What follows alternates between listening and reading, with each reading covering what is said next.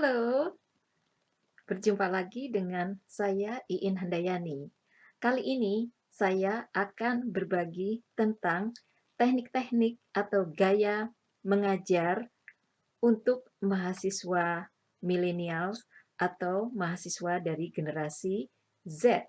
Seperti yang kita ketahui bersama bahwa mayoritas mahasiswa kita yang ada di universitas adalah berasal dari generasi milenial dan juga generasi Z.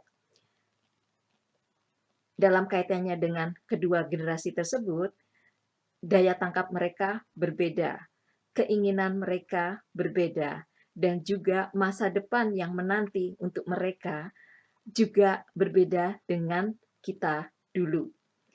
Sehingga kita tidak bisa menggunakan gaya-gaya yang sama atau style yang sama atau bahan yang sama seperti yang dosen kita dulu lakukan. Sebagai contoh, dulu zaman kita masih kuliah S1, itu kita bisa dengan serius, penuh konsentrasi kalau dosen mengajar selama misalnya 75 menit atau 100 menit. Kita bisa duduk manis dan tetap mencatat. Untuk generasi sekarang, jangan harap kita sebagai dosen bisa melakukan hal itu, karena daya retensi mahasiswa itu lebih pendek dibandingkan zaman mahasiswa generasi yang dulu-dulu. Jadi sebagai dosen, kita harus menyesuaikan diri agar mata ajaran yang kita berikan pada mahasiswa bisa diterima dengan baik dan mahasiswa bisa menguasai dengan baik, sehingga kalau ada tes, mahasiswa juga bisa mengerjakan tes dengan baik dan ilmunya menjadi lebih berguna dan bisa diterapkan oleh mahasiswa setelah lulus nanti. Mari kita simak apa saja gaya-gaya tersebut yang bisa kita terapkan saat mengajar di kelas. Yang pertama, usahakan kita dalam memberikan kuliah itu tidak monoton, ya. Jadi kita harus punya style yang intonasinya jelas, temponya jelas, dan tidak plain saja. Jadi tidak seperti grememeng gitu. Jadi harus entusiastik, harus bisa membuat mahasiswa itu tertarik dengan apa yang kita bicarakan. Jadi kita selain menguasai materi yang sudah kita lakukan tentunya, ada hal lain yang harus kita upayakan agar lebih baik dari segi gaya bicara kita, intonasi, dan temponya. Oke, yang kedua, jangan hanya menggunakan slide saja, like misalnya PowerPoint. Misalnya PowerPoint kita bagus sekali, ya, tapi jangan kebanyakan. Jadi jangan satu pertemuan kuliah itu diisi oleh PowerPoint semua. Ada artikel yang berjudul "Mahasiswa Killed by the PowerPoint". Maksudnya adalah dosennya terlalu banyak menggunakan PowerPoint presentation sehingga mahasiswanya malah nggak bisa apa-apa karena it's too much. Mahasiswa menjadi jenuh. Oke, dan jangan terlalu banyak membuat tulisan-tulisan kalimat-kalimat dalam satu slide. Jadi buatlah mungkin 3 atau 4 bullet points, kemudian ketika teman-teman mengajarkannya itu ya satu by satu itu diajarkan dengan gaya bicara yang uh, tegas, kemudian menunjukkan betapa pentingnya poin-poin tersebut. Ya, jadi itu yang diinginkan oleh mahasiswa kita zaman now. Kemudian juga kita harus penuh variasi ya. Jadi misalnya kita harus mengajar selama 50 menit. Itu jangan 50 menit itu hanya satu gaya saja. Jadi misalnya 10 menit kita pakai PowerPoint, kemudian habis itu kita diskusi, kemudian setelah itu mungkin kita pakai teknologi, misalnya pakai cellphone, mencari topik-topik yang berkaitan dengan mata ajaran hari itu. Kemudian habis itu mungkin ada kuis kecil yang mungkin nilainya tidak harus dimasukkan ke buku nilai dalam artian hanya untuk latihan saja. Jadi mahasiswa terbiasa dengan soal-soal yang diberikan oleh dosen. Jadi bisa berbagai hal yang kita masukkan untuk um, topik kita itu agar lebih menarik lagi. Jadi harus punya variasi. Seperti halnya kita kan nggak mau juga makan sayur asam setiap hari. Jadi dosen juga harus memberikan berbagai variasi yang bisa diberikan untuk mahasiswa sehingga mahasiswa bisa um, nyaman belajar dan bisa menangkap pelajaran dengan baik.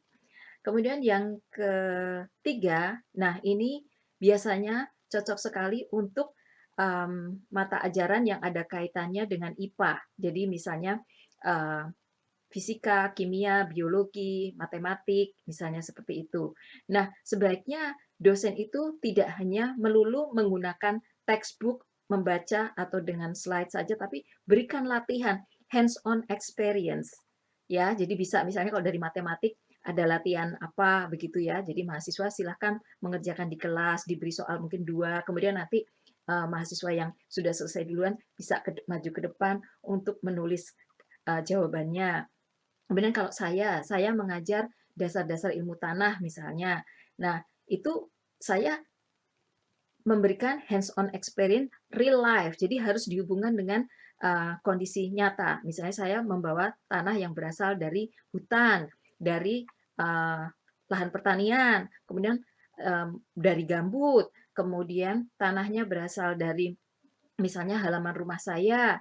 Nah, kemudian saya persilahkan mahasiswa untuk melihat apakah ada beda warna tanah tersebut. Kemudian kaitkan dengan bahan ajar kita. Oke, kalau warna tanah itu berbeda, penyebabnya apa? Misalnya apakah penyebabnya itu karena moisture atau kelembaban atau air, kadar air di dalam tanah, atau mungkin karena bahan organik, atau karena yang lain.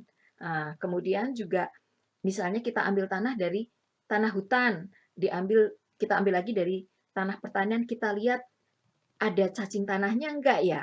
Kemudian kalau suatu tanah itu ada cacing tanahnya banyak, itu artinya apa?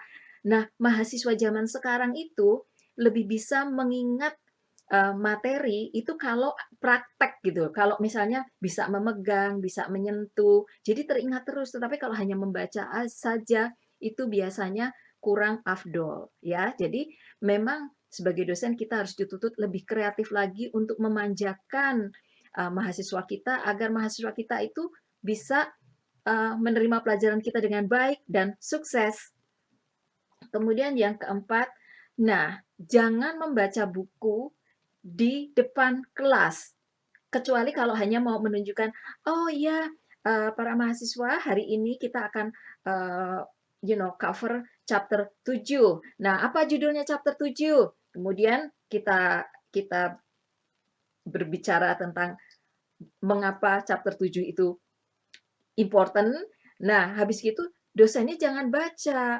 Nah, kalau misalnya teman-teman dalam kondisi lelah misalnya ngajar banyak hari itu, tapi bingung mau nggak baca bagaimana, kemudian slide mungkin nggak ada. Nah, caranya adalah mempersilahkan mahasiswa untuk membaca chapter itu secara singkat, kemudian ask them untuk list atau menuliskan apa saja sih yang penting-penting dari chapter itu, kemudian kita diskusikan satu persatu. Ya, jadi banyak sekali istilah-istilah biasanya dalam chapter-chapter itu yang perlu diketahui. Nah, silahkan mahasiswa untuk menuliskannya term-term yang baru, kemudian mungkin pakai kartu, kemudian mempersilahkan mahasiswa itu untuk menghafalkannya atau juga untuk diskusi.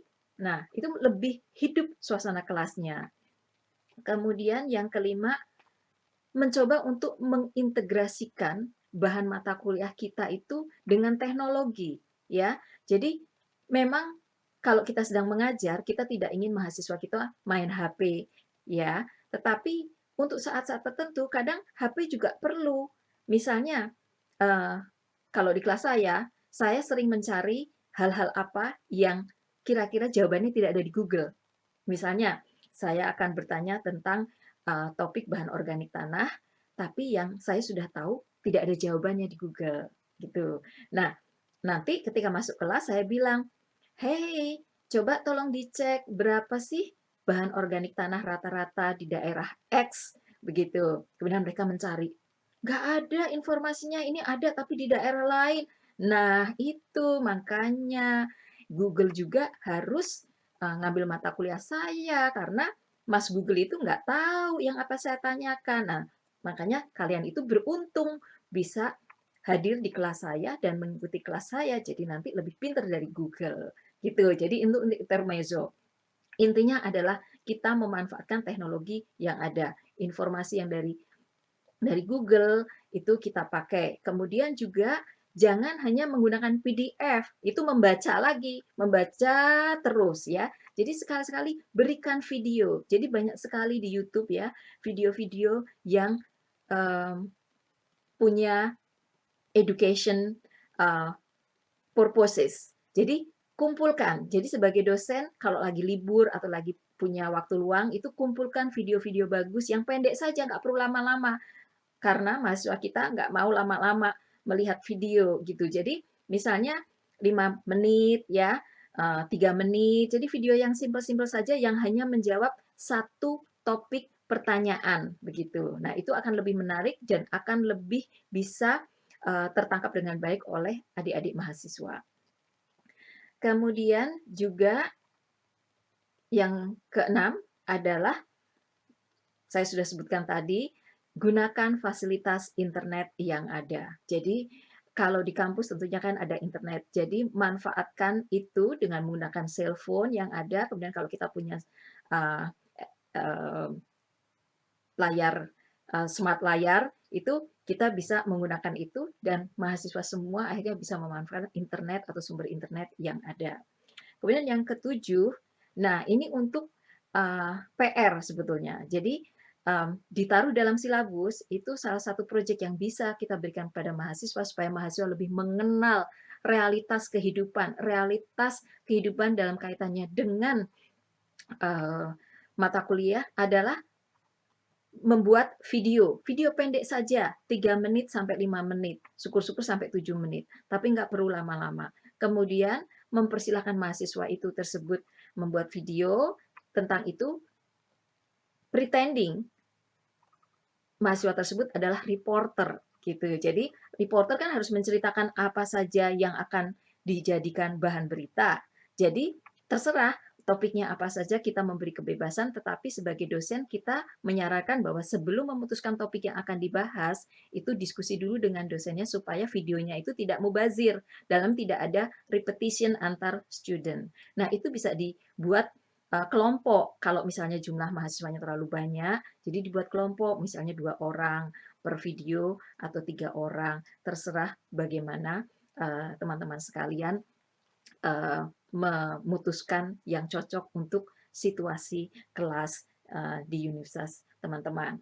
Kemudian juga demonstrasi. Mahasiswa sangat suka kalau dosen itu melakukan demonstrasi. Jadi misalnya saya lagi-lagi ya ingin mendemonstrasikan bagaimana kalau kita memberikan air atau mencurahkan air ke dalam tanah. Nah, saya akan membawa tanah begitu, yang satu tanahnya pasiran, banyak pasirnya, yang satu tanahnya mungkin banyak lempungnya, ya jadi lebih apa namanya liat gitu ya. Kemudian saya akan mencurahkan air di situ ya, mencurahkan air. Nah, akan terlihat mana yang cepat basah. Kemudian artinya apa kalau cepat basah atau tidak cepat basah. Kemudian juga kita akan melihat tanah yang pasir kemungkinan akan run off atau akan kayaknya mengalir dibandingkan tanah yang tadi yang banyak lempungnya. Jadi bisa berbagai hal dari bidang studi atau disiplin teman-teman bisa diterapkan untuk membuat demonstrasi. Misalnya dari sastra bisa demonstrasi bagaimana cara membaca puisi, kemudian cara membaca cerita yang tidak monoton, ya. Jadi selalu kreatif untuk menciptakan hal-hal yang kira-kira membuat mahasiswa kita tuh excited dan sangat look forward to have you in their class, ya. Kemudian yang kesembilan adalah sering-sering memberikan kuis, tapi ya tidak keseringan yang kebangetan ya. Dalam artian misalnya 2 minggu material ya, 2 minggu topik, kemudian kuis. Nah, setelah kuisnya pendek-pendek saja, 5 pertanyaan misalnya, atau mungkin setiap minggu 5 pertanyaan saja yang gampang-gampang saja. Nah, kemudian, eee, feedback-nya itu yang cepat gitu ya. Jadi jangan, minggu ini ada kuis kemudian bulan depan hasilnya baru ketahuan. Jadi jangan. Jadi mahasiswa itu sangat senang kalau feedback dari dosen itu cepat. Kalau misalnya teman-teman sangat sibuk karena ngajar banyak, penelitian banyak, ada strategi yang bisa dilakukan adalah setelah kuis itu kuisnya dibagikan ya, dibagikan, kemudian masing-masing itu mengoreksi kuis temannya atau kuis itu dibuat grup. Kemudian nanti antar grup itu bertukar ya seperti competition begitu untuk mengoreksi. Kemudian kalau misalnya ada yang juara karena semuanya benar jawabannya, kita kasih hadiah. Hadiahnya nggak usah yang mahal-mahal, yang repot-repot. Ya, misalnya kita punya permen Mentos atau mungkin kita punya buah jeruk yang kita bawa untuk makan siang tapi kita belum makannya, nggak apa-apa. Jadi kecil-kecil tetapi membuat mahasiswa itu so excited, ya. Kemudian yang um, ke-10 adalah selalu menghubungkan mata kuliah yang kita ajarkan dengan kehidupan sehari-hari, ya. Jadi jangan hanya teori melulu gitu. Jadi harus ada connection-nya antara material dengan kehidupan sehari-hari. Nah, again, dosen harus lebih kreatif ya. Jadi banyak sekali contoh-contoh yang bisa teman-teman dapatkan dari Google atau mungkin pengalaman teman-teman lain mungkin mengikuti Facebook group dari bidang apa. Nah, itu bisa dikreasikan sendiri atau bersama dengan teman-teman yang lain. Kemudian yang terakhir yang ke-11 adalah setiap minggu ya, itu usahakan meminta mahasiswa itu menuliskan 2 pertanyaan, at least ya, setidaknya 2 pertanyaan, bisa lebih, jadi boleh lebih. Jadi yang pertama adalah pertanyaan tentang apa yang tidak kamu tahu tentang topik yang ada di minggu itu. Jadi kalau mahasiswanya itu hanya titip absen ya atau mahasiswanya itu datang ke kelas tapi lost, kita tahu. Jadi kita bisa memonitor kemampuan mahasiswa dalam menerima mata kuliah yang kita ajarkan. Itu ya. Yang kedua, tanyakan kepada mahasiswa kira-kira hal apa sih yang ingin diketahui lebih dalam kaitannya dengan mata kuliah ini? Atau bagian mana dari mata kuliah ini yang kamu itu ingin tahu lebih banyak lagi? Oke, jadi itu bisa menjadi bahan acuan kita untuk melihat kira-kira materi apa sih yang dibutuhkan oleh mahasiswa kita, ya. Karena kita tidak seperti zaman dulu lagi yang mengajar itu berdasarkan maunya kita, ya. Jadi kita harus menyesuaikan bahan ajar kita, walaupun topik-topiknya sudah ditentukan, bab-babnya sudah ditentukan, tapi kita materi khususnya, lessonnya itu harus disesuaikan dengan kebutuhan yang diinginkan oleh mahasiswa. Misalnya kalau saya ngajar di Indonesia, ya, saya akan bercerita tentang sumber daya alam Indonesia, tropika, ya, hutan Indonesia, lahan-lahan pertanian Indonesia, bagaimana orang-orang Indonesia itu menanam padi misalnya. Nah, tetapi kalau saya di Amerika Serikat, saya tidak bisa cerita itu lagi pada mahasiswa saya karena mereka tidak pernah hidup lama di daerah tropika kecuali untuk orang-orang tertentu yang memang mungkin orang tuanya pernah tinggal di daerah tropika. Kemudian saya tidak bisa menceritakan, oh mari kita belajar bercocok tanam padi. Ya nggak ada padi di tempat saya. Ya, jadi itu. Jadi hal yang diajarkan itu harus matching dengan kehidupan, real kehidupan mahasiswa kita dan kita sendiri juga.